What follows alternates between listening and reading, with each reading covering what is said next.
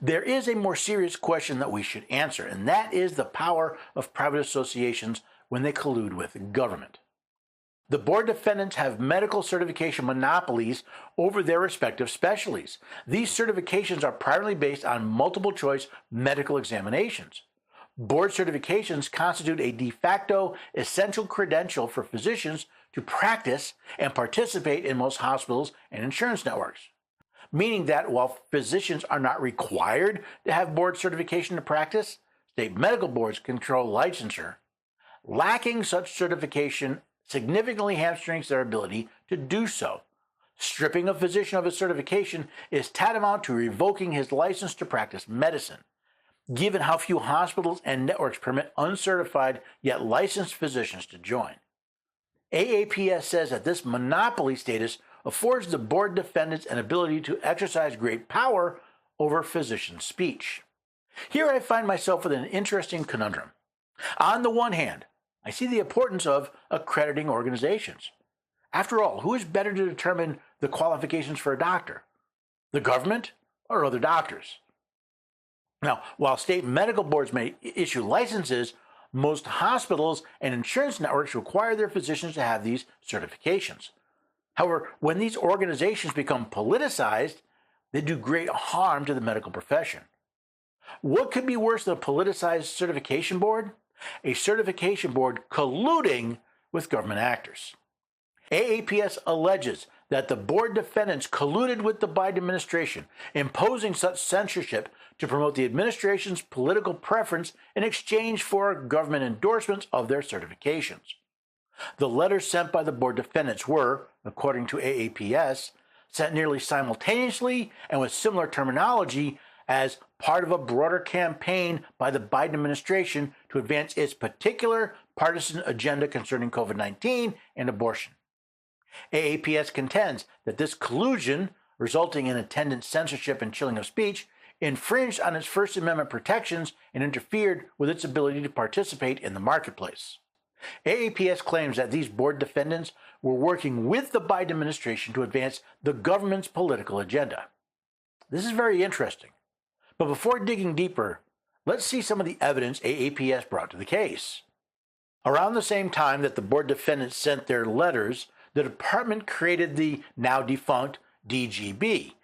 The department issued a press release in May 2022 directing the Homeland Security Advisory Council, HSAC, to make recommendations for how the department can most effectively and appropriately address disinformation that poses a threat to the homeland, while protecting free speech and other fundamental rights. AAPS points out that the Department of Homeland Security created the Disinformation Governance Board, the DGB, around the same time that the board defendants sent their letters.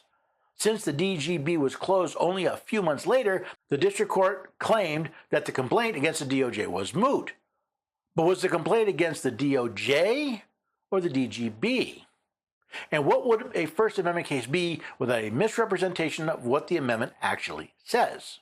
The First Amendment protects the right to hear as well as the right to speak, so that which silences a willing speaker also works a constitutional injury against the hearer. This is on the case of Besdarians versus City of Galveston. Now, except the First Amendment does not protect a person's right to hear, but a person's right to speak, publish, and to peaceably assemble. If you had the right to hear, then you could not be prevented from attending a concert simply because you didn't purchase a ticket. The venue would be denying your right to hear. Now, Judge James C. Hole filed a dissent, but I don't think that's the proper term for it. Doctors deserve our tremendous respect. We trust them to provide us with the best available medical advice and treatment. But they're not perfect. Doctors are susceptible to peer pressure, careerism, ambition, and fear of cancel culture, just like the rest of us. At various times throughout history, medical care has suffered, and patients have been harmed, even killed, because doctors succumb to social pressure and desire for approval and advancement. We may look back in disbelief at doctors who are ridiculed and ostracized proponents of hand washing and sterilizing surgical instruments to prevent disease and infection. But we would do well to learn from our past. Yes, we should absolutely follow the science, But that doesn't mean we should always follow scientists, because scientists don't always follow the science. So far, a very good argument against medical censorship, but the dissent goes on. In this case, a medical association contends that certain medical boards and federal officials have conspired and continue to conspire to censor and even destroy the careers of any physician who dares to express the quote-unquote wrong viewpoints on a wide range of medical topics, including, but not limited to, Dr. Anthony Fauci, COVID-19 lockdown policies, mask mandates, vaccines, and abortion. These are alarming allegations. After all, these issues are far from scientifically settled, as defendants claim. They should remain the subject of open and rigorous discussion, not self-censorship and cancellation. I agree with the majority that the district court erred. I would simply go farther and accordingly dissent in part.